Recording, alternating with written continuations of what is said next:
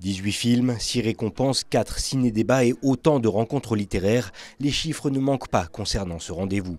Un festival qui, pour sa 5e édition, a tenu à préserver la philosophie avec laquelle il est né. Depuis 2019, l'alpinisme est rentré au patrimoine culturel immatériel de l'UNESCO. Et cette entrée a créé pour nous qui sommes un peu les héritiers de ces générations de montagnards, un peu le devoir de transmission.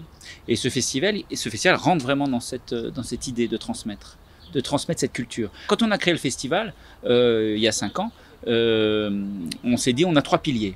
C'est montagne, aventure, culture. Voilà, donc c'est ce qu'on continue de faire aujourd'hui.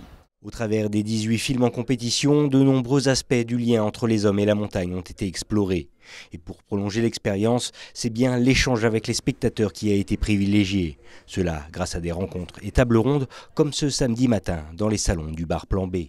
On pourrait parler toute la journée, mais au final, c'est ces petits temps de 2 heures voilà, avec ces gens qui leur amènent, je pense, à vivre une forme de privilège à travers nos récits, parce qu'on n'en a pas beaucoup parlé. Enfin, moi, je n'en ai pas beaucoup parlé du K2.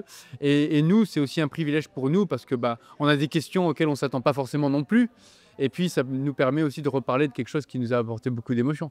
Une aventure sur le K2 d'ailleurs partagée par d'autres cordées françaises, Liv Sanzoz et Bertrand Roche, qui ont eux aussi gravi le 2e sommet de la planète pour décoller en parapente de son sommet. Leur film, comptant parmi la sélection officielle, a remporté ce dimanche le prix du public de cette édition. Notre film a été fini fin mai. On savait qu'il y avait le festival de Chamonix qui était mi-juin.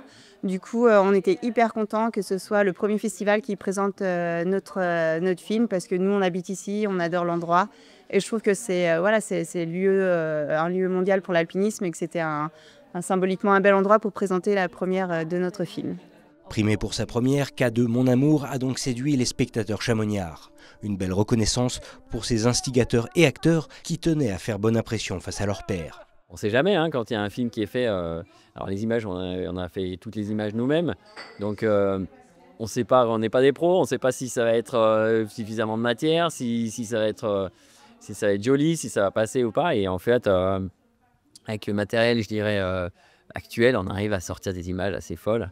Et ça, c'est magique, quoi. Le Grand Prix de cette 5e édition a lui été remporté par le documentaire baptisé Champions of the Golden Valley, réalisé par Ben Sturge, originaire d'Alaska.